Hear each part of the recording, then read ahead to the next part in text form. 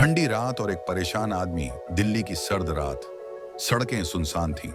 घड़ी में रात के 11 बज रहे थे। एक आदमी बार बार अपना फोन देख रहा था। इधर उधर बेचैनी से ऑटो रोकने की कोशिश कर रहा था, लेकिन कोई भी रुकने को तैयार नहीं था।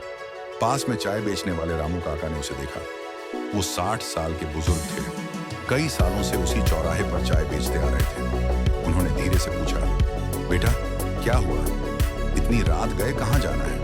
आदमी घबराया हुआ बोला, मेरी पत्नी हॉस्पिटल में है, डिलीवरी होने वाली है, मुझे जल्दी पहुंचना है, लेकिन कोई भी ऑटो नहीं रोक रहा। रामू काका ने चिंतित होकर पूछा, तुम्हारे पास पैसे नहीं हैं? आदमी बोला, नहीं काका, पैसे तो हैं, लेकिन मेरे पास सिर्फ यूपीआई है और ये ऑटो वाले ऑनलाइन पेमेंट नहीं ले रहे, मेरे पास कैश नहीं है। रामू काका ने इधर उधर देखा और अपनी जेब से 100 रुपए निकाले।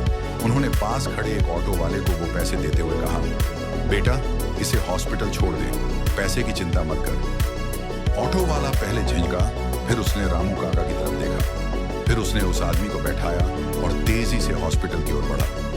रास्ते में जाते हुए ऑटो वाला सोच रहा था, कुछ साल पहले जब मेरी माँ बीमार थी, तब मैं भी इसी तरह सड़क पर खड़ा मदद मांग रहा था, लेकिन कोई मेरी मदद करने को तैयार नहीं था। आज शायद मैं किसी और के लिए वही फरिश्ता बन सकता हूँ जिसकी मुझे तब जरूरत थी। जब आदमी हॉस्पिटल पहुंचा तो वह भागते हुए अंदर गया। डॉक्टर ने मुस्कुराकर कहा, मुबारक हो, आपकी बेटी हुई है।